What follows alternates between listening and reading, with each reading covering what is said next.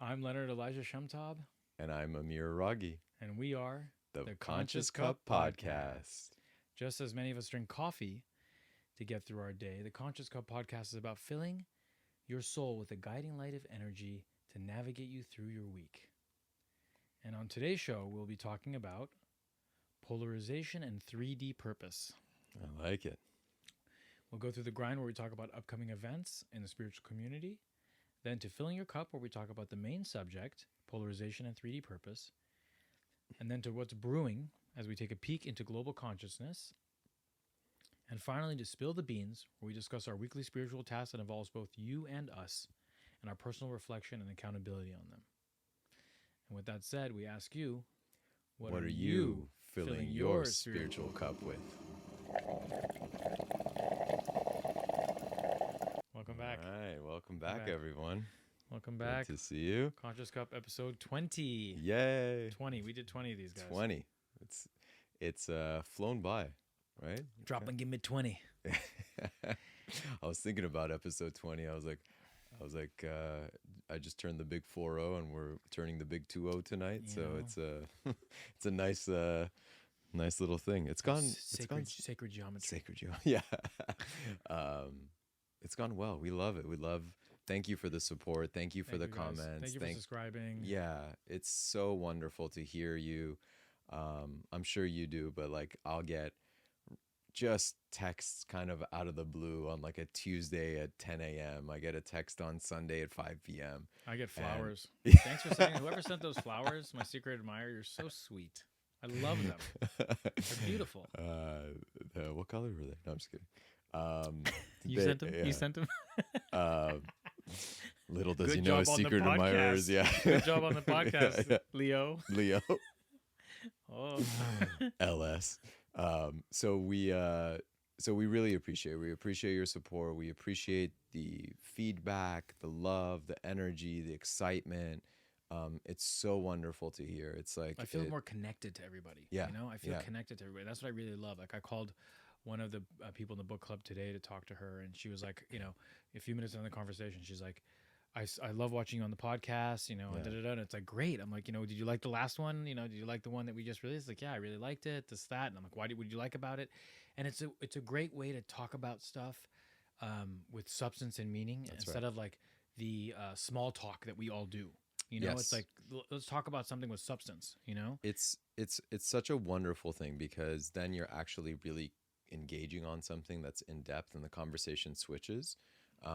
So we love it. We're happy. This is number 20. We got some exciting new things coming up after number 20. Little cliffhanger for you. ... Yes. Ellipses. Yeah. But yeah, we really appreciate it, and it's wonderful to be back. It feels like fall, doesn't it? It feels not for me, but No? all good, you know. Yeah. I think the people in the valley really are so happy about the weather this year because it could have been way worse. I know years and years before that where it was terrible. So like this weather is like fall weather for the valley for sure. Yeah. No, but I just feel like the weather has shifted a little bit earlier this Again year. with the weather. See, Yeah. this thing every time we have this episode, it's like he wants to talk about the weather. I don't It's want to talk about. important to We me. were just talking about stuff with substance, and he's Yeah. over here about the weather again. Hey, look, that's why most of us live in Los Angeles. Is not because of anything else other than the weather. Let's be honest. Shorts and t-shirts year round, it We're feels gonna make great. a rule: no weather talk unless there's like a blizzard. I'm Dallas Raines. Let's go to weather with Amir. Yeah, exactly. And now it's part of our Feeling new thing. like fall we'll have a this segment. week. Yeah. Next, we're gonna go to weather with Amir. Barometer's dropping to 29.69.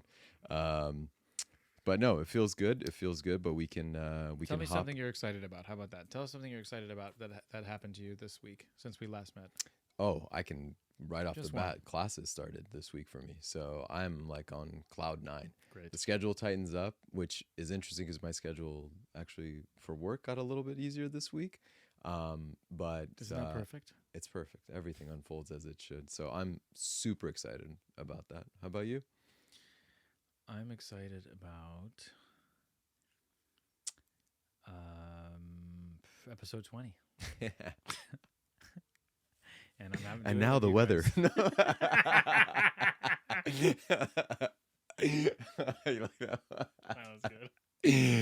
All right. Please join us after this commercial break for our sponsor. Yeah. All right, let's head into the grind. Spiritual events. Amir's got a couple of hot tickets. Yeah, two interesting events. One is a really big one. It is so I actually wanted to bring this up because it's a non-local event, but it looks extremely interesting. It's in the Bay Area. It's in San Francisco. It's a 3-day event, actually. It's a 3-day sacred plant medicine retreat. So there's a lot going on. I don't want to go through all of the details on it in terms of what's covered. It is from October 27th through October 29th. So is that a Friday, Saturday, Sunday? I believe so, but I will check right now and let you know. It is a Friday, Saturday, Sunday. I was going to say I have to talk to my podcast manager, but maybe I can go during the week. Yeah. It should be really, really interesting. It's a full-on thing. There's many, many people in there. I'm just reading through just a couple of the bullet points. Traditional Andean Divine Mother Missa ceremony, Niños Santos Mexica ceremony, Padre Sapito ceremony, Anya circles, integration sessions during and after the retreat. It includes all lodging, juicing, and the meals.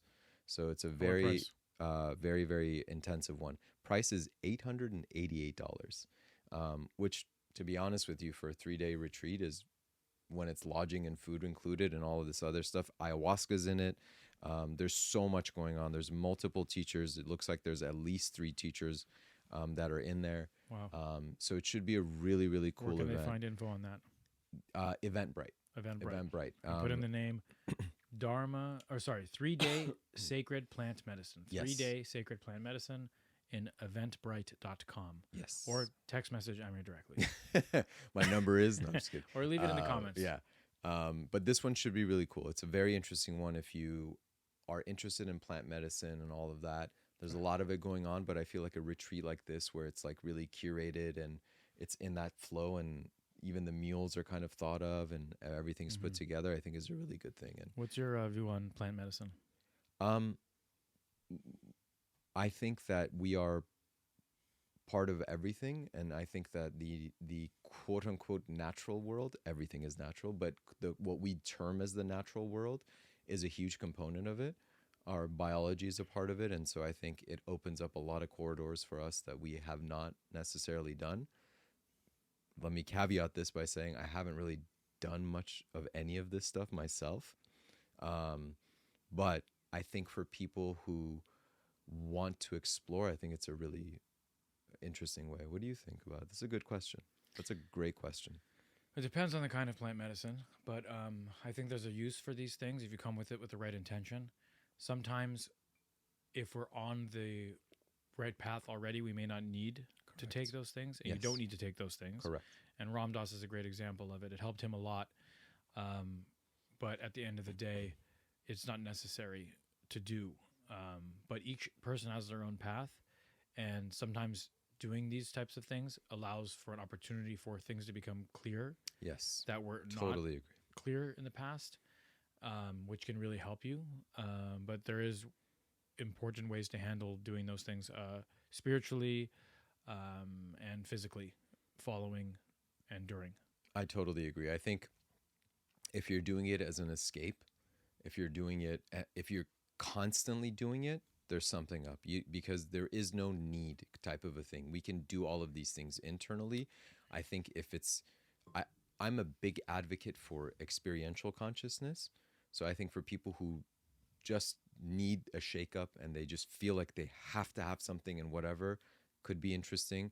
I also think for people who just want to actually experience it and are already in this like realm and they're truly going solely for the experience of that and nothing else, I think it's really good. But by and far, plant medicine is much better than chemical types of medicine and stuff that's created by big, Yeah, and you got to go with what resonates companies. with you. Don't be pushed or pulled by anyone else's opinion. That's right. You know inside if it's what's for you. If you quiet your mind and pay attention to that, you may think you need it and you don't, or you may think you don't need it and maybe you do. Take that time of silence to figure out what's best for you. Yeah, totally. Each to their own. Totally agree. All right, let's go on to the next event for the grind. Next event is a Dharma Zone Day retreat. This I'm in one, the Dharma zone. yes, I'm in the Dharma zone, not the danger zone. Dun, dun. Highway to the Dharma zone. God, we are That's really great. bad, but really good. That's great. So this one is local. This one's in Santa Monica. All It is right. occurring on October 22nd, which is a Sunday, all-day event, Sounds good. 9:30 a.m. to 9:30 p.m. Okay, I'm with it so far. Who's hosting it? What's the This story? is it is hosted by Abbas Khan? as close, very close, as I am, AZIAM. So as I am and Blake Ab- Abramovich are going to be hosting this. It's an all-day event. It seems very, very interesting. It is here, like I said, locally. Tickets range because they have a few different scales that you can kind of go into the depths that you want to go to. They go from $99 to $229. Again, this is happening by As I Am specifically at 1235 4th Street in Santa Monica. Again, this one is also on Eventbrite. If you are interested, please do check it out. It should be a really, really cool thing. They're kind of advertising it as staycation, which What are they doing? Like, what does it's Dharma zone mean? it's a full day of retreats and events and practices and all of that. Like meditation, it's yoga, what are we very talking about? meditatively heavy. Okay, all Yeah, right. it's very meditatively heavy. So this one should be interesting too. So again, October 22nd, Sunday, 9:30 to a.m. to 9:30 p.m. $99 to $229. Again on Eventbrite. Bright, by the way, is spelled BRITE, not BRIGHT. So eventbrite.com. Both of those events are on there. And with that, I'll hand it back to you. The weather's all done. All right. Thank you, Amir.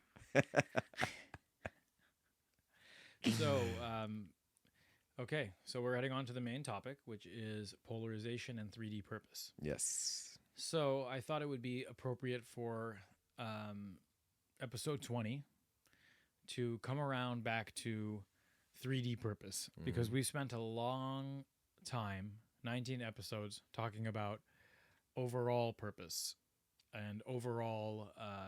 What I mean by overall is it's something that is not specific to a particular density. It's Correct. more larger focus, macro stuff. There are some micro things in there too, but whether you are a true native 3D soul or you are not, you're a wanderer, which I'll explain in a little bit. Understanding what this planet is made for, this density in this planet 3D, is very helpful. So you can understand what's happening here. For me, in my life, when I went through a ton of challenges and catalysts, and I'll explain what that means in a little bit, understanding cosmogenesis and soul evolution helped me to gain acceptance for what I was going through in my life because I understand it was part of a divine plan. And I feel like that information that allowed me to have acceptance much easier and helped me to have more peace. Because I understood the way things work, I can have peace. It's like almost like if you're on a drive from here to New York and you have no idea where you're going, there's no map, but you feel like you need to get somewhere quickly and you don't know why it's taking so long, right? You could be more nervous, but if I show you a map and I say, well, this part is a mountain range and it takes this long to get through it, you kind of like, oh, okay, I can relax now for 8 hours. I know that I'm going to be going through this portion of the drive and this is just going to be a mountain range for 8 hours. Yeah. But without that information, it's a bit more tough to find that acceptance. And going through a mountain range isn't really tough, but if it's a tough thing like a rainstorm, you'd kind of want to know, how long is this rainstorm going to last? I would prefer to know that. You don't have to know these things, but it did help me a lot. So where I'm going to be talking about and what I'm going to be talking about is the information I gained through the raw material. Okay. The raw material is called the Law of One. And it's a series of 106 channelings between Don Elkins, a professor of physics, and also he's a UFO investigator. And they're speaking through Carla Ruckert. She was the channel. And Raw states that they are a 6-density social memory complex that was formed in Venus about 2.6 billion years ago. And they're calling themselves the humble messengers of the Law of One. So the material was channeled through LNL Research, which is Carla Ruckert, as I mentioned, Don Elkins, and Jim McCarty, who was the scribe. Now, it was so interesting when they did this, they were using tape recorders. Yeah. So they had 8 tape recorders happening at once because this transmission was not, they didn't, the other side didn't want this transmission to go through. So they constantly were jamming the tapes. So they had to keep so many tape players recording at once because they didn't know if it was going to make it through, if they were going to actually be able to get this recording done. Yeah. It was done between 1981 and 84, and it's published in book form. They can be downloaded for free online. There's a lawof1.info where you can read it all and check quotes. You can buy their books on Amazon. I've read them. I've listened to them. I've listened to people talk about them. And I've spent the bulk of I would say this, that the raw material is the most influential reading I've done in my life. It has changed my life the most. It has impacted me the most. And it is my favorite, books to read. It's big material too. It's really long. It's very comprehensive. It's very detailed. I haven't dug into it as much as you have, but I do know about it, and it is very comprehensive stuff. And a lot of the material that has since come out of that since that time is very related to this. And as we've mentioned this, when it is a truth, when it's a universal truth, you will see that the raw material is similar to stuff that's 1,000 years before it, and 1,000 years from now it'll still be there. So it is really, really big. If you haven't looked into it, please do look into it. So I wanted to ask you real quick, just for clarity. So what you're going to be discussing tonight, if I can surmise it, it is context for life. Well, is that how you would say it? It's about 3D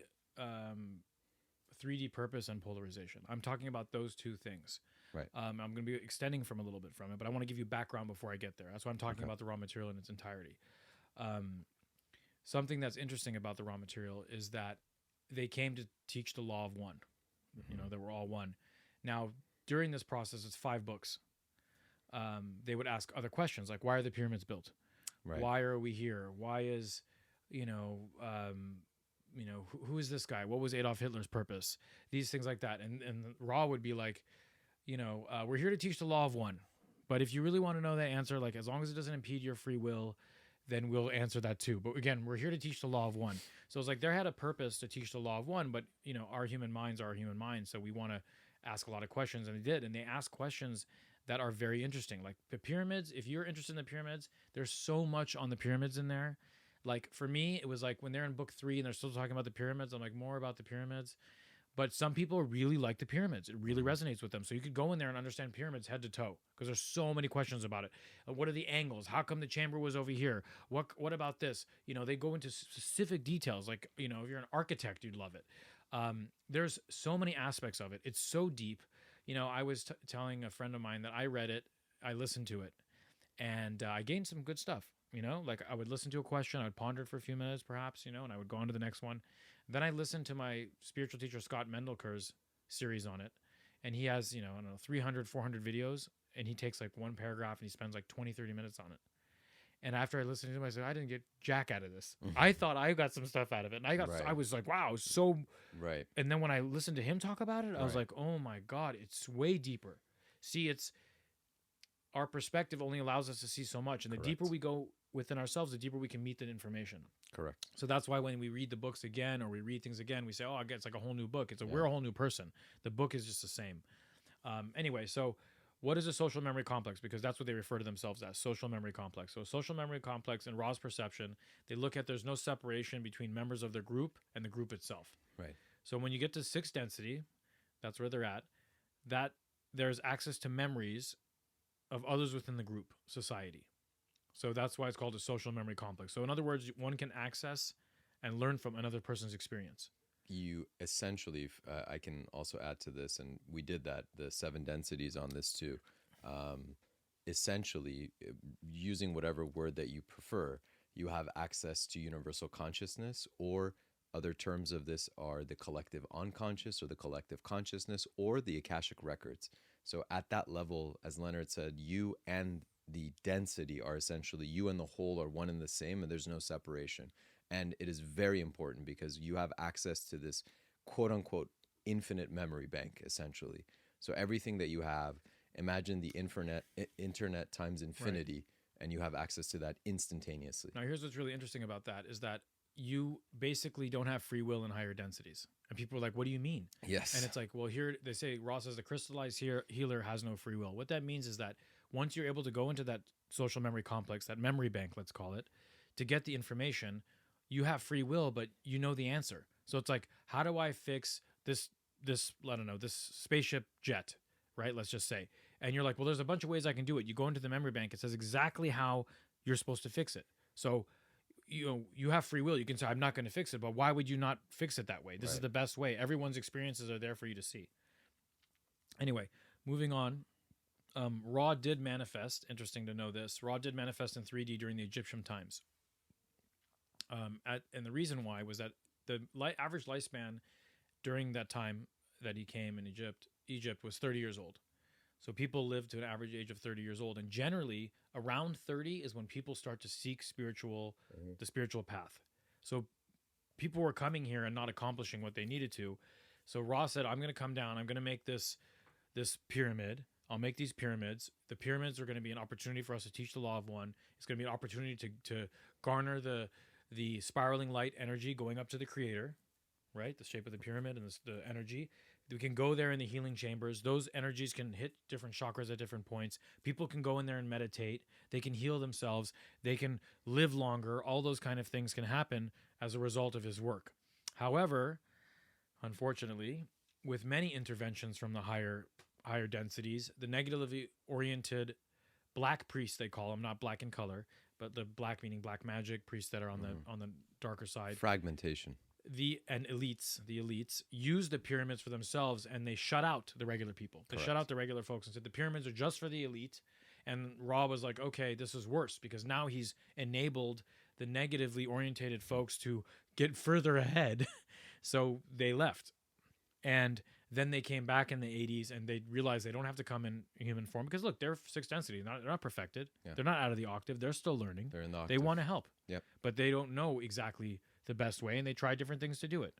So they came back in the 80s through this channel and was like, look, we can do a lot more good without being there. Correct. We can offer this information. And they even asked him in the raw material, like, what's the purpose of us doing this? They said, even if we help just one person, exactly, then we're happy. It's irrelevant. Which is crazy. It's just one person. That's You're like, wow, this is 5 books of information. How could it be just one person? Like, what a low goal. But it's like, no, they're serious. If it's just one person, they're happy. So anyway, now that you have a background of it, let's go on to what I mean by polarization and 3D purpose. Now, disclaimer, Wanderer's disclaimer, okay? As you hear this information, okay, and this is something that you may want to consider. Many of the people in this book club that we're in my opinion, are wanderers. Wanderers are those who come from a higher density and choose to come down to 3D to spread love and light and to help the planet evolve. And they come here and they have their lessons they want to learn too, but they choose to come down and do this. It's like being a helper, for example. So we have, as wanderers, I'm a wanderer, we have a different purpose than the 3D. Now, we still can do the work that the 3D people do, okay? But our purpose is a little different.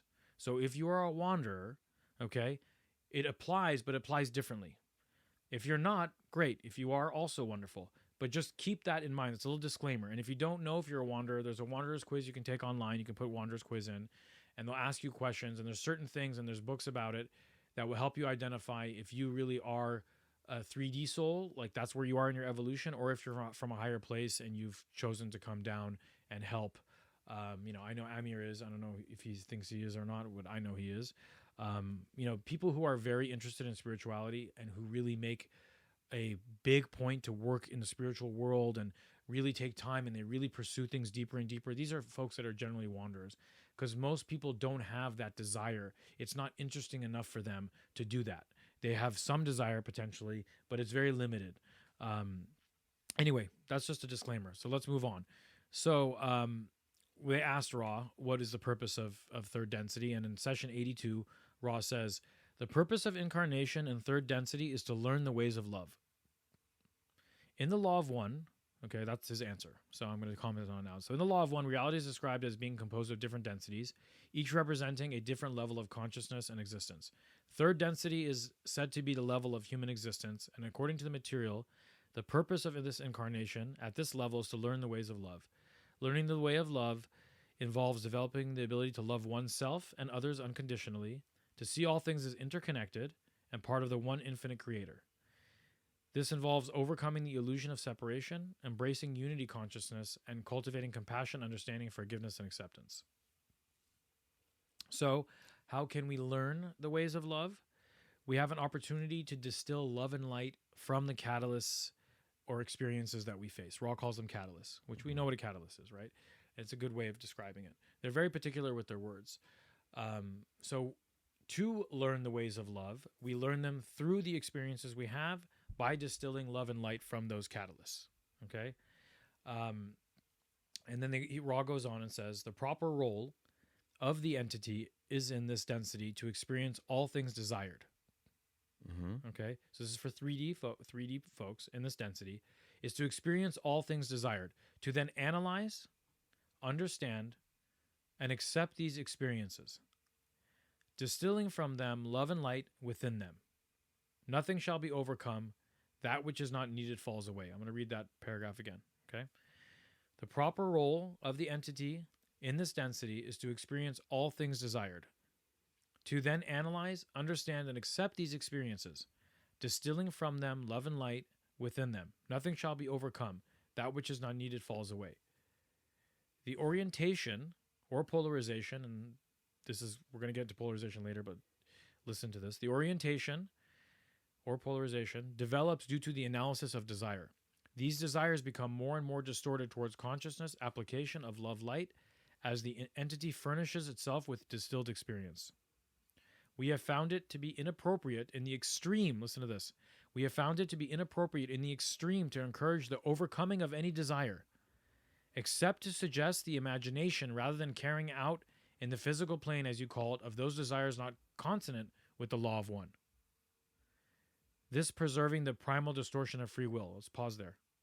So what they're saying here is that for a 3D soul, they're here to experience. So if they have a desire, go after that desire. Now, if it is trampling upon the law of one, okay, if it furthers fragmentation, okay, if it pushes you to polarize towards the dark side, and I'll explain what that means in a little bit, then it's better to have thought about it and experienced it in the mind than to play it out. You follow me? So it's like we're here to experience all desires. Well, it's like, you know, I got pulled over by a cop yesterday and I have this feeling that I want to reach out and hit him in the head, right? But just because I have that desire doesn't mean I have to fulfill it. But I don't want to suppress the desire. I can think of the desire, I can imagine it in my head, and I can say, okay, but that's not the best thing for me overall, but I am at least allow that desire to play out in my head and analyze it and use it as a catalyst. Why do I feel this way? What am I holding on to in this moment that makes me want to do this? This guy's just doing his job. Do I really want to take it to a place of aggression? You know, and I can analyze it that way. But suppressing it, they don't recommend, because suppressing it has a whole other set of problems with it. Right. So the idea, again, is to have the experience and to distill love and light from it by analyzing it, as he said. Analyze, understand, and accept these experiences, distill from them love and light within them. Okay? So essentially, we can say that the point of the experience of humanity really, or I don't want to limit it to humanity, but for our context, it's humanity. For this solar system, for 3D here. Right. Is that the 3D experience essentially is to go into the depths of fragmentation and realize that fragmentation is an illusion and that it's one, and to essentially go through the depths of desire and become desireless. No, 3D desirelessness is not usually what happens here. That's later. Okay. That is great, but that's like more advanced. More advanced. Yeah, okay. That's for the regular 3D folk. It's not so much. So you're just about, trying to get hints of some light. What you're trying to do, and I'm going to get to it, is you're polarizing. Remember, it's polarization, and the subject here is polarization and 3D purpose. So we're going to get to polarization, but generally speaking, it's the 3D density is about learning the ways of love.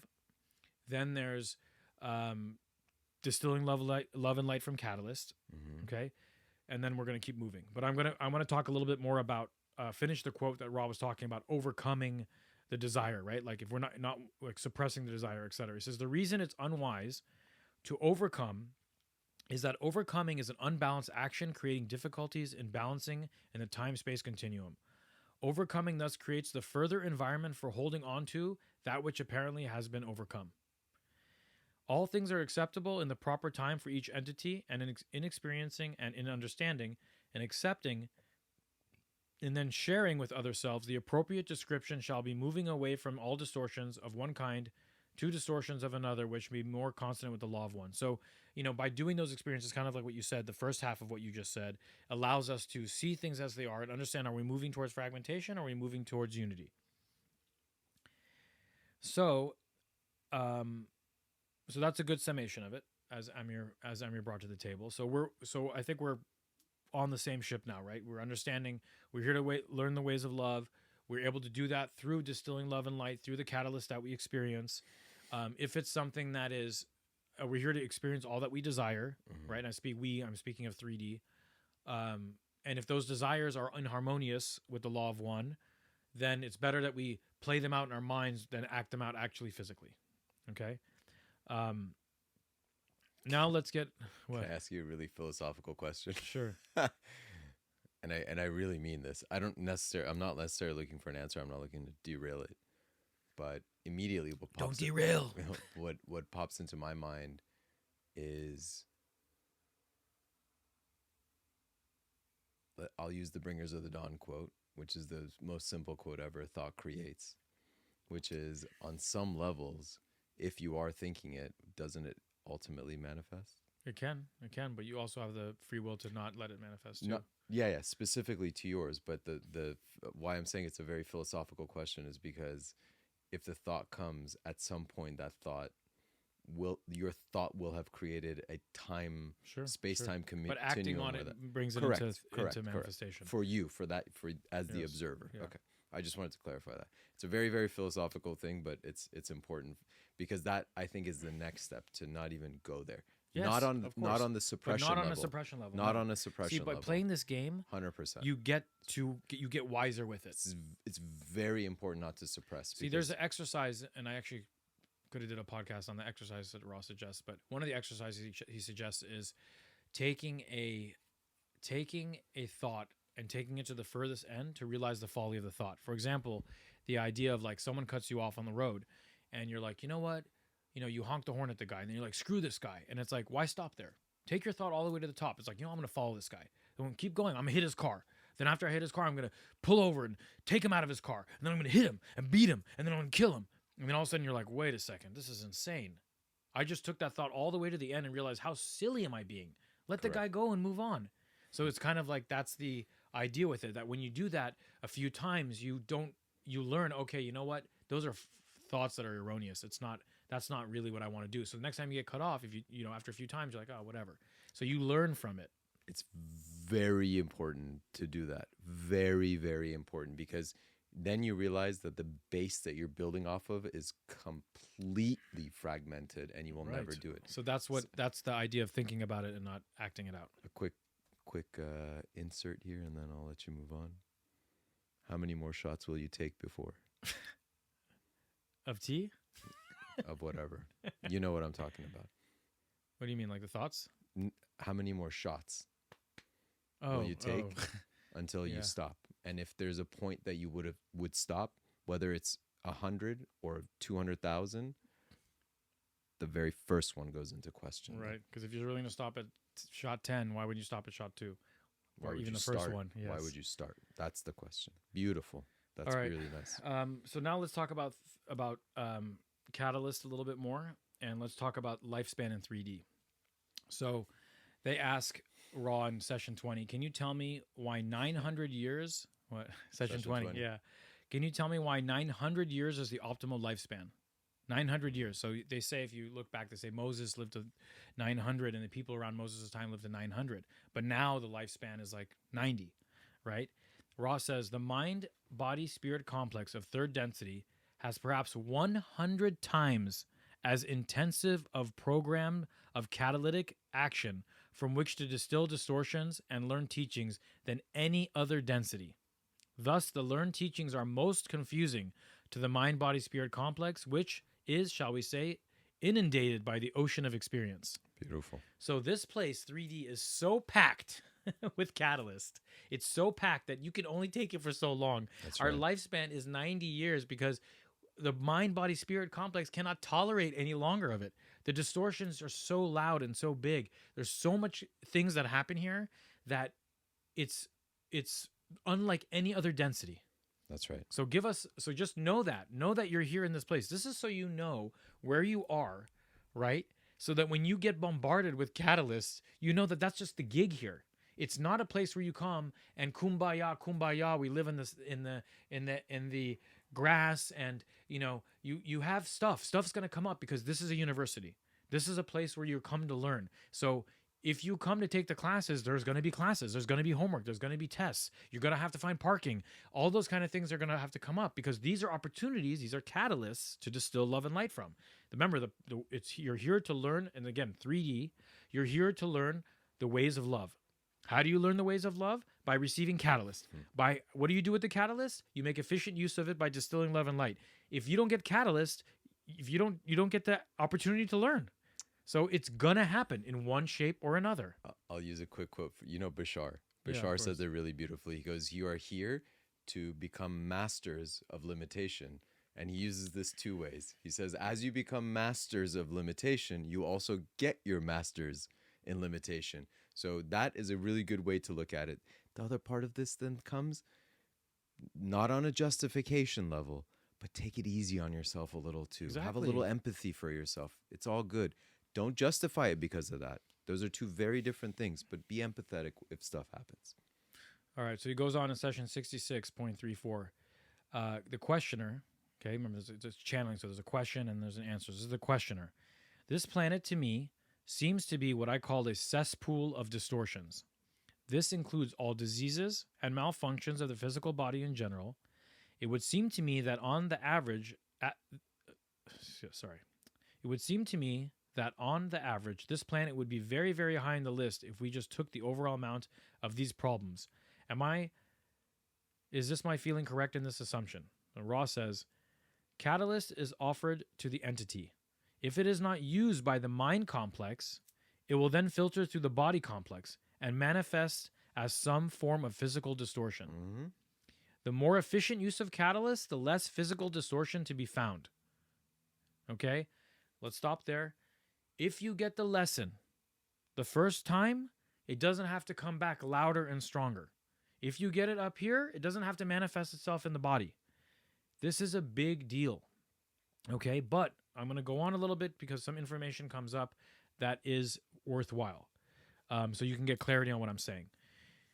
Ross says, there are, in the case of those you call wanderers, okay, again, those from higher densities who choose to come down and reincarnate in 3D, not only a congenial difficulty in dealing with the third density vibratory patterns, but also a recollection, however dim, that these distortions are not necessary or usual in the home vibration.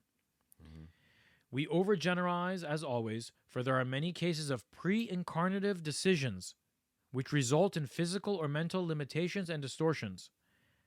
Okay, pause. For example, people pick big limitations physically. Okay, it's not because they didn't get in this density at this time in this life. They were 3-year-old kid was given a catalyst. He didn't take it in the mind and it came to the body. It's more like that was a pre-programmed catalyst, something he chose prior to coming. For example, if you were born blind, something like that. Yeah. Yes. Yeah. But we feel that you are addressing the question of widespread distortions towards misery of one form or another. Indeed, on some third density planetary spheres, catalyst has been used more efficiently. And in the case of your planetary sphere, Earth, there is much inefficient use of catalyst and therefore much physical distortion. That's right. Okay, so now you know. Okay? We are this planet, and I've discussed this in the episode. I don't remember the episode, but the title was "Human Crisis and Divine Plan." The Earth is a very distorted planet with 3D folks here who have been coming over and over and over again. I'm actually going to get into that in a little bit, so I'm not going to go too much further on that now. I'll hit it in a bit. Another question in session 50, they ask Ra, could you give an example of how an entity sets up a condition for attracting a particular experiential catalyst and how that catalyst then is provided or learned? You with me? Absolutely. This is the one instance an extrapolation may be made to other entities which are aware of the process of evolution. This entity chose, before incarnation, the means whereby a catalyst had great probability of being obtained. This entity desired the process of expressing love and light without expecting any return. This instrument programmed also to endeavor to accomplish spiritual work and to comfort itself with companionship during of this work. Agreements are made prior to incarnation, the first with the so-called parents and siblings of this entity. The provided the experiential catalyst for the situation of offering radiance of being without expectation of return. The second program involved agreements of several entities. These agreements provide and will provide in your space-time continuum opportunities for the experiential catalyst of work and camaraderie. There are events in which we're part of a program for this entity only in that there are probability vortices having to do with your societal culture. These events include the nature of the living or standard of living, the type of relationships entered into your legal framework, and the social climate during incarnation. The incarnation was understood to be one which would take place at harvest. These given, shall we apply to millions of your people, those aware of evolution and desirous in the very extreme of attaining the heart of love and the radiance which gives understanding. No matter what the lessons programmed, they have to do with other selves, not with events. They have to do with giving, not receiving. For the lessons of love are of this nature, both for positive and negative. Those negative harvestable, I'm going to explain that shortly so you can remember this line. Those negative harvestable will be found at this time endeavoring to share their love of self. Lowercase s, not Vedavadanta self as the God within you. This is not that. Self meaning Leonard. There are those whose lessons are more random due to their present inability to comprehend the nature and mechanism of the evolution of the mind, body, and spirit. Of these we may say that the process is guarded by those who never cease their watchful expectation of being of service. There is no entity without help. Again, there is no entity without help. Either through self-awareness of the unity of creation or through guardians of the self, which protect the less sophisticated mind, body, spirit from any permanent separation from unity while the lessons of your density continue. It's a big deal. Okay? Let's stop there for a second. There's a lot that was said. Okay, so you have catalyst that is pre-programmed prior to you coming. Your higher self works with you and sets up opportunities and experiences and circumstances that are indicative and most likely conducive of bringing the lessons that need to be made. This is not a crapshoot. This is not I just happened to be born in this family. I just happened to have a 5'4" body height. I just happened to have one eye. I just happened to have, a problem with anger. It just doesn't happen. It happens, but it just doesn't happen like that. These are things that are programmed prior to coming. Your family, as it said, your certain types of relationships, opportunities, there's things that are set up for 3D souls to get the lessons they need, just like a university. Right. There's class for mathematics, there's class for English, there's class for psychology, there's these classes, and they know, your higher self knows what's best for you, and they pick your program with you. So I know that, Amir needs to take classes to become an attorney. So we're going to put him in political science. We're going to put him in this class. We're going to put him in that class. That's going to be giving him the best opportunity to learn the lessons he needs to learn in this density. And be really clear as you hear this, you are your higher self. There is no external force that is deciding this for you. It is literally you at a different density of consciousness that's doing this. everything is you. It cannot Law not of be one. you. It is Law of one. literally, yeah.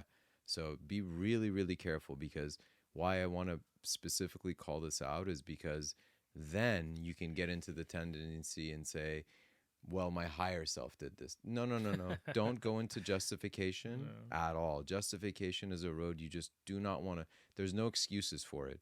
When you take responsibility, the paradox of this is, as you take more and more responsibility, you will begin to remove yourself from third density consciousness into fourth density. And that is when you will literally have more options in front of you, because now you've broken out of that specific things, or you've graduated with the masters of limitations in a way. So something to remember is that you have free will. So even though Amir has been with his higher self, has made class to have political science, let's say, and math, trigonometry, whatever it may be, Amir cannot go to the class. He's not forced to go to the class. See, that's the beauty of it all, is that you have free will to choose to go to class, to do well in class, to pay attention, to distill love and light from the catalyst that you take. That's right. Or you can ignore it and suppress it and push it away and not do the work.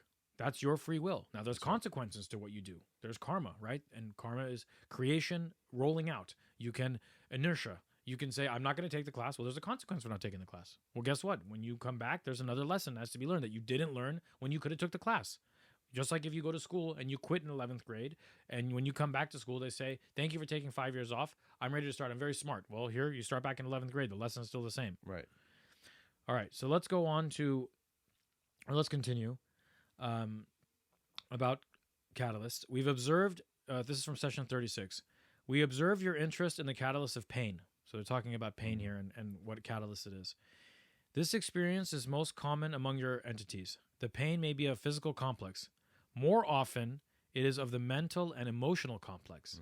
In some cases, the pain is spiritual in complex nature. This creates a potential for learning. The lessons may be learned vary. Almost always, these lessons include patience, tolerance, and the ability for light touch. Patience and tolerance. A lot of lessons come for patience and tolerance. Very often, the catalyst for emotional pain, whether it be death of the physical complex of one other self, another person, which is involved, or some other seeming loss, will simply result in the opposite, in a bitterness, an impatience, and a souring. That's right. That's not taking the lessons. That's right. This catalyst which has gone awry. This is catalyst which has gone awry. In these cases, then, there will be additional catalysts provided to offer the unmanifested self further opportunities for discovering the self as the all-sufficient creator, containing all that there is and full of joy. That's right. There's multiple categories of this. One of the most famous that we always say are reoccurring dreams, reoccurring problems in relationships, all kinds of relationships. You will see the same patterns going and going and going, and they intensify. Why? Because you are trying to teach yourself the lesson. You are essentially, imagine the first time it's like bink, the second time it's like bink, the third time it's like bink, the fourth time it's like this. At some point you just hit the wall, right? Like it just hits. Like a truck will literally come and hit you until you go, oh, I need to slow down. Right. Or I need to have patience. Right. And reflect on it and absorb it. That is, again, not life punishing you. It has nothing to do with punishment. Punishment is a judgmental word. Let that go. It is about you coming to the realization, like light, like being like, oh, got it. And guess what happens when you do that? When you truly solve it, it's gone. Yes. So Amir had free will to learn it the first time before the guy hit him on the chest, right? A little ping. But he kept going, and then eventually the truck hit. It's our free will to make use of the catalyst efficiently in the beginning and distill love and light from it and learn the lessons of love, patience and tolerance, etc. So let's go on to why do we have catalyst. Now, I've discussed it. We pretty have a good idea why we have it, right? Mm-hmm. But I want to bring a couple of quotes from Ra. He says, we shall restate for clarity. The purpose of incarnative existence is evolution of mind, body, and spirit. Okay, so why are we here? To evolve our mind, body, and spirit. Mm-hmm. In order to do this, it is not strictly necessary to have catalyst, right? You don't have to have catalyst. Correct. However, without catalyst, the desire to evolve and the faith in the process do not normally manifest, and thus evolution occurs not. Therefore, catalyst is programmed, and the program is designed for the mind-body-spirit complex for its unique requirements. Thus, it is desirable that a mind-body-spirit complex be aware of the hearken to the voice of its experiential catalyst, gleaning from it that which is incarnated to glean. Beautifully said. Now, there was another planet, another solar system, where they had taken away polarization, which we haven't gotten into. We're going to get into shortly. They had taken away, let's say, the dark and the light, and they just had light. And they found that in this solar system, the Logos, who was in charge of that solar system, found that there was not a propensity for those people to go on the spiritual path further, because in their mind they were already in heaven on earth. Right. Or whatever planet it was. There's no catalyst. There's no like suffering. There's no like motivator. It's darkness and light working together. That's the Human Crisis and Divine Plan episode. But it's like the dark needs the light and the light needs dark in 3D. The polarization needs to occur so that you have motivation to move forward and learn. So let's go on a little bit about the polarization in the body. So it says... there is an energy in each of the centers needed to keep the mind-body-spirit complex, which is a vehicle for this experience in correct conformation and composition. Both negative and positive entities, and I'll explain that in a little bit, do well to reserve this small portion of each center for the maintenance of the integrity of the mind-body-spirit complex. After this point, however, it is correct that the negative will use the 3 lower centers for separation from and control over others by sexual means, by personal assertion, and by action in your societies. Okay, this is a lead into where we're going next. Contrary-wise, the positively oriented entity will be transmuting strong red ray sexual energy into the green ray energy transfers, green ray, 4th ray, heart chakra, and radiation in blue and indigo, 5-6, and will be similarly transmuting selfhood in place in society into energy transfer situations in which the entity may merge with and serve others, and then finally radiate onto others without expecting any transfer in return. Beautiful. Okay, now with that, that's the intro to polarization. Okay, this is a part of the purpose of 3D. Polarization, remember the subject here is polarization in 3D. Polarization here in the raw material is talking about, are you on the path of service to all, which he calls service to self? Or sorry, no, he does not call that. Let me just rewind. Service to all, which he calls service to others. Right. Or are you on the negative path where they talk about service to self? Okay. Right. Now, let me go into how this works. So you come into this planet with a veil of forgetfulness. You don't know who you truly are. You don't know your God. You are this person. You really, think you're your body. You really think you're your mind. You really think, I am Leonard. That's it. I can't feel, I can't see anything that's not that. I'm totally Leonard. That is what it is, right?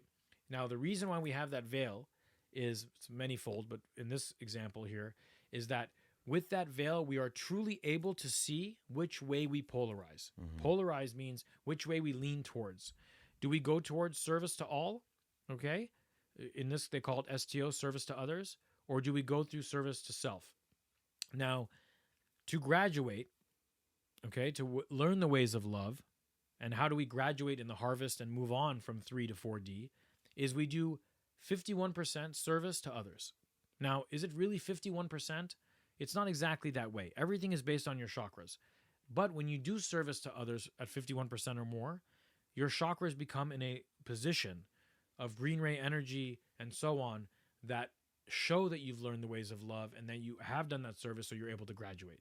That's your report card. But to bring it to a number, it's about 51% service to others. Now, to graduate negative, to go from 3D to 4D negative, there's a 4D negative, okay? You have to do 95% service to self. 95% service to self. Extremely difficult to graduate negative. Mm-hmm. It's extremely difficult. These guys that you see, the elite, etc., most of them aren't going to make it. They're just going to come back again and get used by the 4D negatives. Right. They're messengers. They're, they're, I could say messengers or workmen. They're workers for the 4D negatives and 5D negative folks. And they need those. They need those people. Right. So, let's go into what breaks down service to all, service to others, or service to self. Questioner in session 50 says, could you give an example of a negative polarization sharing love of self? It would seem to me that that would deplete negative polarization. Could you expand on that concept? Ross says, they say, we must be general. The negatively oriented being will be one who feels that he has found power that gives meaning to its existence precisely as the positive polarization does feel.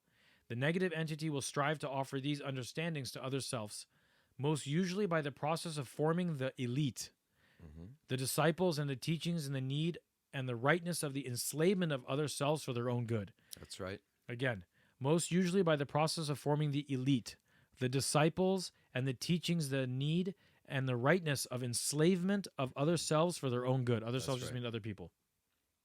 These other selves, other people, are conceived to be dependent upon the self, again, lowercase s, and in need of the guidance and the wisdom of the self. Beautiful. Telltale signs. If you are ever looking, quote unquote, down on somebody, you are the furthest one down. If you are ever in a group that has a hidden or secret group, an elite group, telltale sign. These are fragmentative. These are patterns of fragmentation of consciousness that exist. These are really important things to do. If you are looking down on somebody and saying, this person is an idiot and therefore I need to protect them or protect them from themselves, you are part of that. If you think you are better, you are part of that. If you want to hold this information and not share it, you are part of that. I'm not saying this in a judgmental manner. I am saying this so that we can all come together rather than create these. These are further fragmentations. Further fragmentations. It's really important. It's time to step beyond that stuff. It's over. This stuff is patterns that we need to break. Step up to it. Open your sacral chakra and really start moving into your heart. That is the activation that Leonard is talking about. Thank you, Amir. All right, let's go to quote from 54. In the case of service to self-polarization, the questioner asked this to Ra. In the case of service to self-polarization, okay, what type of catalyst would entities following this program when they reach the level of programming their own catalyst? So when you are lower 3D, okay, you, like Leonard, let's say, is not involved in the programming of the catalyst. Right. I am, but it's not as simple as that. The higher self just does it for you, right? Or let's just say there's basic stuff that happens for everybody when they're not at a higher level of evolution. It's on autopilot. Yes, and when you get higher, there's more involvement. Right. So that's why he's saying here, when they get to the level of programming their own catalyst, in other words, they're higher up. Ross says, the negatively oriented entity will program for maximal separation from and control over all those things and conscious entities which it perceives as being other than itself. So negative folks are, when they choose their programming from above before they come down, they program things for maximal separation from and control over all those things and conscious entities which it perceives as being other than itself. So basically anyone it wants maximal separation and control over everybody else. Right. That's its program for those on the negative path. Right. Okay. All right. So this is a longer one, but I want to read it to you and I want you to be with me. Amir, if I go fast or you want me to repeat it or whatever, let me know. It's very nice. I like this one a lot. So he says, this is from session 50. Now, again, I say these sessions because if you're interested, you can just go to the lawofone.info and put in session 50 and huge, and read it. I think both of us would encourage you to start glancing at this fantastic. stuff. It's really, really good. All right. Questioner, can you expand on the concept, which is that is it necessary for an entity to, during incarnation, the physical, as we call it, become polarized or interact properly with other entities, and why it isn't possible in between incarnations when he is aware of what he wants to do, but why must he come into an incarnation and lose memory, conscious memory of what he wants to do, then act in a way that he hopes to act? ? Could you expand on that, please? All right, so you understand what he's saying? What Don is basically saying here is that the questioner, is he saying that, like, why do we have to, we choose our polarization, and then we come down here and we have to forget, and then on top of it, we have to hope that we'll find the memory of it, and then and then hope that we can act properly. Like, why does it? He wants to expand on it. So Ross says, Let us give the example. This is Ra's answer. Let us give the example of the man who sees all the poker hands. Mm-hmm. He then knows the game. It is but a child's play to gamble, for it is no risk. That's right. The other hands are known, the possibilities are known, and the hands will be played correctly, but with no interest. In time-space, and in the true color green density, the hands of all are open to the eye. Okay, if we go to 4D. The thoughts, the feelings, the troubles, all these may be seen. There is no deception, and no desire for deception. Thus, much may be accomplished in harmony, but the mind-body-spirit gains little polarity from this interaction. So when we go to 4D, okay, that's the true color green density, because your fourth ray is your green ray. They are able to see all the deck, and they're able to see all of it, but it's great because there's a lot of harmony there, but you're not going to gain a lot in polarization from that interaction. So he says, let us re-examine this metaphor and multiply it into a longer poker game you can imagine, a lifetime. The cards are love, dislike, limitation, unhappiness, pleasure, etc. They are dealt and redealt continuously. You may, during this incarnation, begin, and we stress begin, to know your own cards. You may begin to find the love within you. Beautiful. You may begin to balance your pleasure, your limitations, etc. However, your only indication of the other self's cards is to look in their eyes, because you can't see their cards. You cannot remember your hand, their hands, perhaps even the rules of the game. That's right. This game can only be won by those who lose their cards in the melting influence of love, can only be won by those who lay their pleasures, their limitations, their all upon the table face up and say inwardly, all of you players, each other self, whether your hand, I love you. This is the game, to know, to accept, to forgive, to balance, to open the self in love. This cannot be done without the forgetting, or it would carry no weight in the life of the mind, body, spirit, beingness, totality. Beautiful. Beautifully said. That becomes the trump card, that becomes the joker. It is the loss of the identification of the self as separate, but it is through the separation that you get that, not the opposite way around. The entire game is that you are looking for the infinite in the finite, and until you do, you will keep hitting that roadblock. And I'm going to read just that one part again. Beautiful, really nice. It says, you may, during this incarnation, begin, and we stress begin, to know your own cards. You begin to find the love within you. You may begin to balance your pleasure, your limitations. However, your only indication of the other self's card is to look into their eyes. You cannot remember your hand, their hand, perhaps even the rules of the game. The game can only be won by those who lose their cards in the melting influence of love. Can only be won by those who lay their pleasures, their limitations, their all upon the table face up and say inwardly, all of you players, each other self, whatever your hand, I love you. This is the game, to know, to accept, to forgive, to balance, and to open self in love. Very nice. This cannot be done without the forgetting, for it would carry no weight in the life of the mind, body, spirit, beingness, totality. Beautiful. Beautiful. That is the whole point. Remember, have fun with the game, have flow with the game. You're here for that experience. Experiential consciousness is why you're here. That's all it is. And expand on it, right? Like, it's like, play it. What are you gonna lose? How can you lose anything? It's literally impossible. Keep going all in. Keep pushing all in. Because you know why? You have infinite more chips behind that. But push it through, not because you're trying to win, but because you are trying to give, but because you see all the other players at yourself anyways. So there you have it. That's the 3D purpose and polarization. Again, beautiful. You're here to learn the ways of love. Yes. You're here to polarize. If you're a 3D person, you're here to polarize path, negative path, service to self, positive path, service to others. Many people don't choose a path, and they keep coming back over and over again. That's the big sinkhole of indifference, as Ra calls it. That's right. And that's, again, you can go to the Human Crisis and Divine Plan podcast and learn more about that.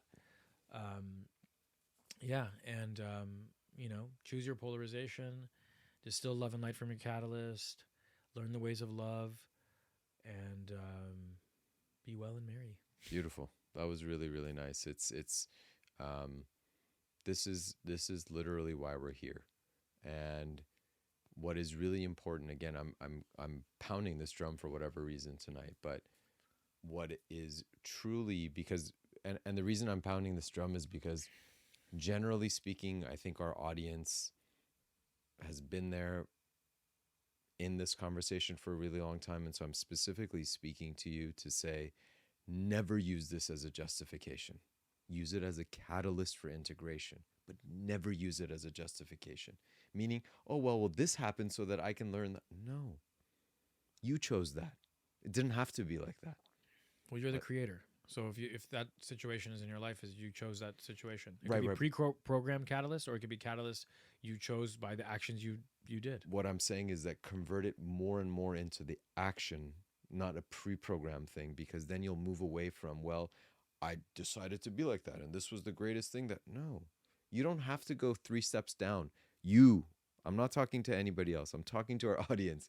You don't need to go 3 steps backwards to go 4 steps up. You can just take 1 step up, right? Absolutely. Like, that's really important. Do it now. There's no reason, right? I'm going to use a quick example from Sadhguru because he uses such a beautiful example. He said, you would never cut off your finger, would you? And he says the reason that you wouldn't do that is because you identify with this as yourself. Until I can look at Leonard, until I can look at this microphone, until I can look at each and every being in this planet and solar system and universe and say, I am all of it and it is one, you would never harm anything else or put anything else. Begin to resonate on that level. Really begin to resonate on that. Beautiful topic. Very well put together, man. That was a lot of info. Very good. Thanks. Very good. Very, very good. I like this one. It's dear to me. Do you have the website for the raw material? Thelawof1.info. Thelawof1.info. Check it out. Really good stuff. It's gigantic, by the way. They have a search at the top right. So all these quotes that I put in here, I searched out those quotes and I brought them in to use it. And I used a search feature. So I would put in, because I've studied it so much, I'd put in the parts of the quote that I remembered. And then I would be able to pull up those quotes for me based on my search keywords. Awesome. So you could go in there and look for almost anything, anything, because it's 5 books. So it covers a lot of topics. It's huge. So you could go in there and be like, I'm thinking about this, and go and put keywords in there and then read it. And leave some comments about this stuff, guys. Let me know what you think. Have you read The Law of One? Do you like it? Were there things about it that really stood out to you? Leave some comments. Subscribe, comment, share. We put our heart and soul into this, and we hope it really helps you, because it helps us. It helps me to be able to do this. Each time I come, I have to spend that time to polish the mirror. That's right. That's right. That's exactly it. Beautifully said. Beautifully said. With that, I think our cups are nice and full. We can move on to what's brewing. What's brewing? Yes. Good stuff this time. Some interesting things. Do you want to give the context on the first one? On what's going on in England right now? It's not specific to England. This thing is, but generally, yeah. So Russell Brand, who's been very vocal lately about Billy William Gates. BG. Good old Billy. Good old Billy boy. Good old Billy boy. He owns all that land now. Good old Billy boy. Russell Brand has been very vocal about pharma and Bill. And he, he's been accused of some sort of sexual misconduct. He kind of actually, who knows if it's true or not. I don't condone sexual misconduct in any way.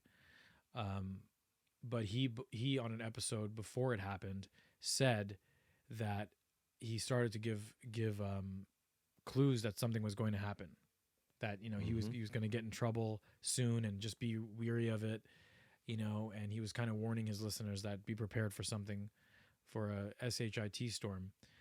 And there you had it. Fast forward a little bit later, there it is. He has accusations. So he on YouTube, they as a result of these accusations, YouTube has demonetized, meaning he doesn't make money from his videos on YouTube anymore. But here's what's interesting. Russell Brand is not a YouTube persona. He's actually on a different channel, yes, called Rumble. And he puts pieces of his videos on YouTube. Similar And- to Joe Rogan does this on Spotify. He only puts little pieces of it back on YouTube. And then that way, when you watch it on YouTube, you get a piece of it, and you want to watch the rest of it, you go back to Rumble. And so they, even with those videos, those trailers, so to speak, they demonetize those videos. Now the videos are still up there, which is so interesting, right? Right. Because he was accused of sexual YouTube's making money on it. He's right. not. So it's so interesting because he was accused of sexual misconduct, and it's the video from our perspective. The video is still there. We don't see a difference, but he just doesn't get money from it, and YouTube gets money from it. Right. So if you really wanted to make a stand, wouldn't you just pull the video? Right. Right. But there's no actual proven of anything. Nothing's been proven. It's just accusations. Well, not only that, it just leads you to see that the money's the only thing that's important for them. YouTube got to keep the money and not give it to him, basically, as a result of this. Correct. But a woman in the parliament, and correct me if I'm wrong, a woman in the parliament wrote a letter to Rumble. Yes. That's his TV station, so to speak. That's his internet station where he has his videos. And Amir will go from there. So Rumble, which again was started actually by Take it away, Amir. Was Dallas Rain's here. It's Yeah, looking good, total Leonard. Take it away, Amir. Yeah. Amir will take it from here. So Rumble, which was actually started by content creators, similar to like us on a different scale, if you want to call nice. it. Thank you. We're Rumble level. But they started this in particular because YouTube, especially over the past 3 years, has really started to lock down, and they only want certain things to be said and certain things not to be said, and all of that. And so this was created by content creators so that the platform would be a more free place for information and content to be discussed without it being filtered and shadow banned and manipulated and controlled. So Rumble, in the statement back to this, wrote this to the woman in Parliament. As you could see the letter. It's online. Yeah. With all the names on it. The Parliament, very fancy. And serious. A very serious letter they wrote to the company. Yeah. So they did this in a public statement. So it was an open letter. So Rumble wrote this. We regard it as deeply inappropriate and dangerous that the UK Parliament would attempt to control who is allowed to speak on our platform or to earn a living from doing so.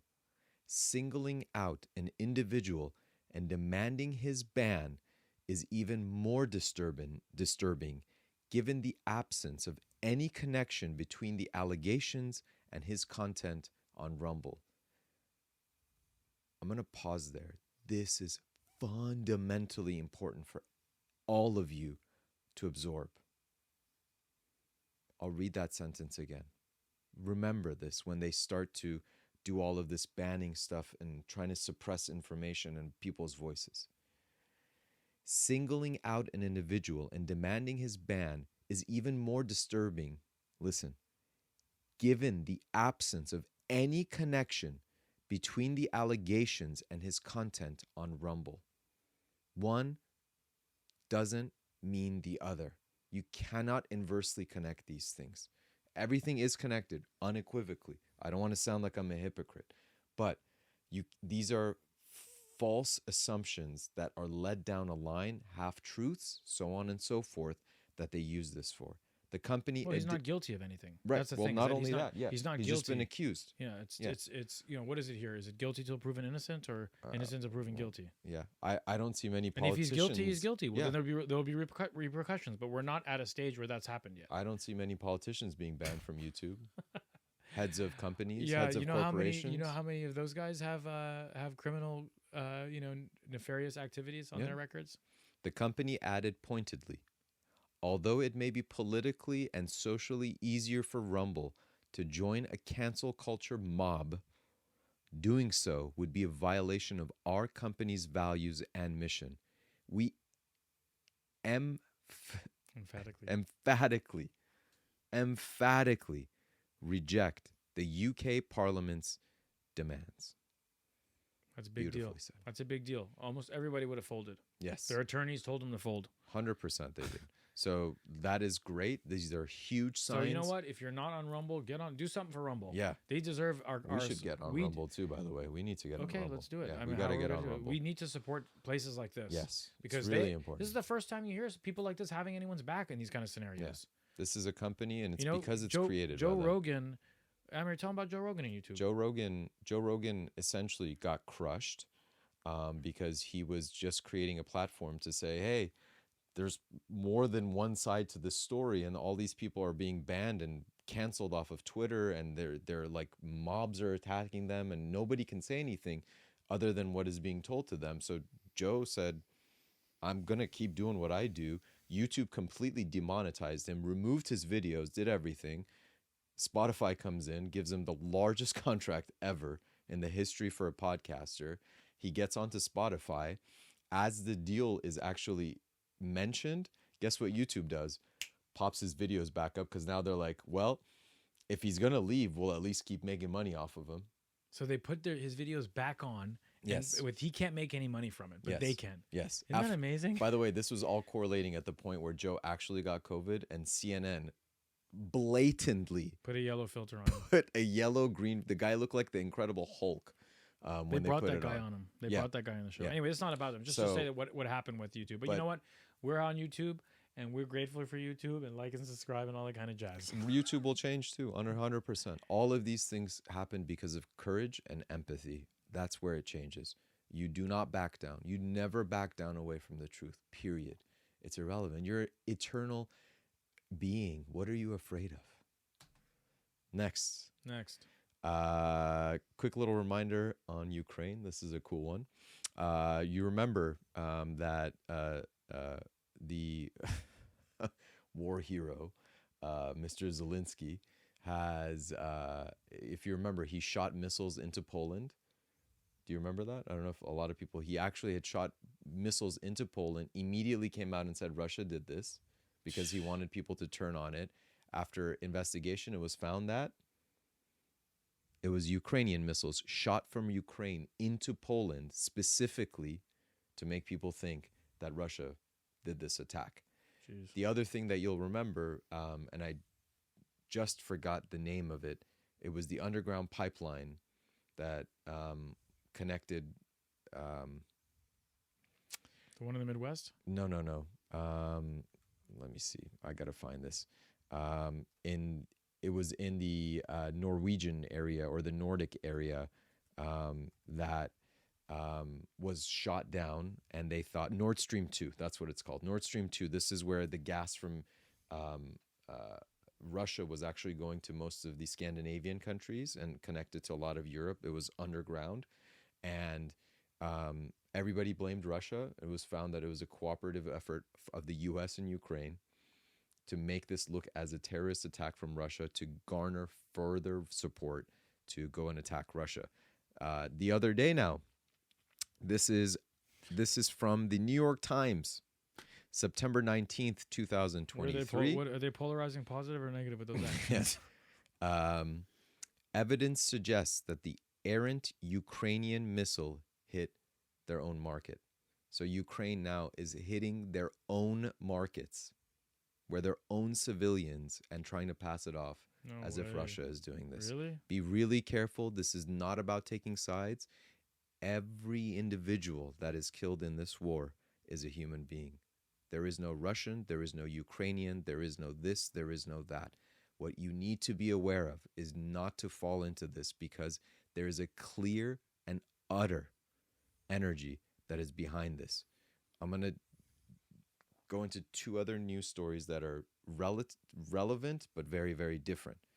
Our old boy, one of the elites, Mr. Prince Andrew, who is a good friend of Mr. Epstein and Mrs. Maxwell, very much so. There is an eyewitness that has just come out that Prince Andrew, for whatever reason, since it's such a dangerous, crazy place, Prince Andrew visited Ukraine in June 2023, a few months ago, and that this eyewitness that has been corroborated many times says that Prince Andrew took 2 children away from Ukraine. big rabbit holes. If you want to go down, go down. There's really crazy stuff happening. Remember, one of the biggest things that happens from war, one of the biggest things that happens from Children go missing. natural disasters is that a lot of children go missing. A lot of children become orphans. Remember, a lot of these places that get hit are very, very poor. Speaking of Ukraine and quote unquote natural disasters, what's going on in Maui is crazy. I know what's going on. If you haven't done your research on Maui, mind-blowing. That is really something else. Mind-blowing what's going on in Maui, by the way. Mind-blowing. Do your research, as Leonard said. Go look at it. This is one of the Hawaiian people as a whole are one of the most beautiful, loving, in tune with totally nature. Chill. Like the aloha spirit is such a real thing. So wonderful. That this is going there. You're going to want to live there. Let me just tell you that. When you go to Hawaii and you come back, I mean, for me, it was like, I was like, this is where it's at, man. The aloha spirit is a real thing. What's the rush, dude? Let's walk on the beach in the morning. And mahalo. It's chill. Just fantastic. Mahalo. Just as these two connect, I believe that the last number, and I should have had this, is that we have given Ukraine $126 billion of money. $126 billion we've given to them. They have come out and said that if every single home in Maui is rebuilt, all of them, literally you're rebuilding Maui. Every home in Maui is rebuilt. The cost of that is $5 billion. Guess what happened a couple weeks ago? We found in an audit, that we have given accidentally the U.S. government. Thank you. Don't we me. Well, we're paying taxes. That the U.S. government has accidentally given Ukraine an additional $6 billion. Listen to this. There are citizens of this country that are suffering without power, without shelter, without food, clean water, without clean water. How about Detroit still doesn't have clean water? Detroit still doesn't have clean water. And it's a rounding error of what the money is that's gone there. I mean, you guys are watching this podcast know what's up. I mean, the writing's on the wall. This is just, so negative service to self activity. It is becoming more and more. Look, what happens when the stuff in Maui happens? Hawaiians wake up. Wonderful. It's the best. What did you talk about today? Catalyst. It's the best catalyst that can occur there. Well, you get what I'm saying. It's a strong catalyst. It moves it's a strong catalyst. Heavily. Like you are going to be moved. Even if you're a person who's in the middle that's asleep, when it affects you, you start to wake up. I think the Hawaiian people are usually pretty kind of know what's up. I mean, the ones I dealt with kind of knew what's up. Oh, yeah, they do. But now I think they really see the extent. They really see the extent of it. So and sending love and peace and blessings to all folks, and especially those in Hawaii. Sending love and absolutely, to all of them. Yeah. Send it a much love to anybody who's listening from Hawaii, from Ukraine, from Russia, any of those places, all over the world. It is irrelevant. We are all one. You're not interested in the color of your skin suit. It's irrelevant. It's absolutely irrelevant. So, anyways, all right. We send love to everyone. We send love to all those folks, all the folks that are doing these things too. A lot of mahalos. Mahalo. All right, let's head over to spill the beans. The grind is done. We filled our cup. We know what's brewing. Now we got to spill the beans. How did it go? Did you find yourself in a state of stillness and calm in the morning and night? How did it go with you, Amir? Spill the beans. It was good. This was a really good practice. One of the things was just to circle back from last week, we talked about 0 and 1. Mm-hmm, yes. And the idea was in that infinite stillness that you feel in those moments with this practice, that again, that's just an aspect of 1, not even the 0. But the reason wanted it to be morning and night was because that is the state of which you are entering into sleep and coming out from sleep. And those two periods are tremendously powerful periods of consciousness. It was great for me. It actually turned out that the peak, and I was really excited to tell you because I had some cool experiences, but then my week turned Hmm. in a beautiful way. That the peak level of stillness, and maybe it was just because of the practice that I hit, was at 2 points in my Monday and my Tuesday night classes this week. That I just felt this undescribable energy of oneness. Hmm. And literally, it came to me at those moments that this stillness you're feeling, this is just an aspect of the one. It just makes you feel, I'm going to say something paradoxical. It makes you feel so small and so big simultaneously. It's just such a wild experience. But So it was a very good experience for oh, you. The practice was great. I was excited because by Sunday, usually, I don't know, I think you and I have had this conversation. I think we've said this on the podcast, but a lot of the times the practices really are like more relevant for us at Yes. right after the next couple days, We rather than we remember them the first yeah. few days, but then we recency tend to, bias, right? Yeah, it is. It's true. Yeah, it's recency bias. Yeah. So, but for me, it actually turned out, and like it was so incredible. Like I'm like in. So It was very good. so cool. It was so, and I think it was because I had the awareness of the practice earlier in the week that then I actually experienced it while I was like wide awake in the middle of teaching. It was awesome. Mm. How was it for you? It's Any great. thoughts? I do meditate every morning anyway. You do, yeah. But I would find myself sitting, and I would find myself sitting, and I'd be like, I want to put my hands down, and don't fidget, don't move. Get to stillness. Just really get to stillness. Like, even not when I'm meditating, just get to stillness. Right. Like sometimes I feel like I need to grab my phone, or I got this book or whatever. And I was like, let's just take a few minutes and just be still. Just be still for a little bit. Calm everything down. Slow everything down. And with that calmness and the stillness, the mind stills. Yeah. And that's really beautiful. Then when the mind is still, that's when, spirit can come forward and the creator comes through you and all those kind of things. So it was really, really great. Calmness is fantastic. And what I would like to do is try to use it in situations where I feel like I'm getting riled up. Yeah. That's taking it to another level. Like it's easier when I'm laying in bed or in the morning, but it's like, can I be still and calm when I'm faced with adversity, or I get a phone call I don't like, or something happens that rubs me the wrong way, because it's my preference to be the opposite way. Like, can I be still in those moments? Right. Beautiful. Isn't it also interesting that in that stillness is actually where the most activity occurs? Like, you feel so incredibly connected to it's like there's so much occurring in that stillness that it's like this paradoxical Well, state. it's less of me, more of thee, right? 100%. Less of me, I'm still, so Leonard is still, so that the universe can come in. Exactly. The drop is gone, but the ocean is gained, as Yes. Rumi says. Yeah, it's beautiful. Beautiful. Cool. So for this week's task, as you probably could imagine, is we're going to be making efficient use of catalysts and distilling love and light from it. So let's have a gander at the things that come across our plate that we've created for ourselves this week. And let's look at it as a catalyst. Look at it as play, as a game.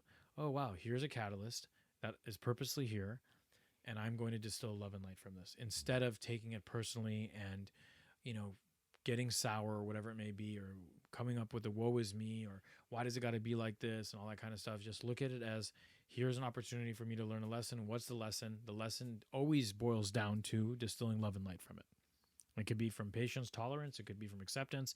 But at the end of the day, if you go one step lower to distillation, you get to love light. So make efficient use of catalysts, distill love and light from it. I'm smiling really big. We've mentioned this. Today was Leonard's topic. Today's Leonard's practice based on that topic. Synchronicity, by the way. I discussed this in Monday night class, and that was their task this week. No way. Not specific to That verbiage. The verbiage is different. I told them, I said, if something comes, if a challenge comes in front of you and the challenge is really big, approach it with knowing that you are challenging yourself at such a bigger level that you have already shaken yourself loose from the little things, and that this challenge is here. Approach it with a smile, because that means you are graduating to different levels of consciousness. So this is very similar, literally Two Monday. birds and one stone. Yeah, that's awesome. This one's going to be good. Catalysts are important. They come in every which way, shape, or form. It could even be a thought. somebody cutting you off on the freeway. A thought is even a catalyst. 100%. When you're sitting there and a thought comes up, that thought is a catalyst. Look into that thought. Why did that thought come up? I'm not my thoughts, but where's its existence from? And, it's interesting. Everything can be a catalyst, like Amir said. So with that, we want to thank you for being on the show with us tonight. Yes. We appreciate you guys. Like and subscribe. Please make a comment. Please let me know how I'm doing. And share these videos. If you could share it, we'd really be grateful. Send it to one person. Just send it to one person and say, what do you think? One person. And thank you for being here. May all be well. May all be happy. May all have inner peace, joy, and love. May all receive the love and the light of the Creator and integrate it within themselves so we all can be one. Tat Sat, so it is. Love you all. Mahalo. Mahalo, halo.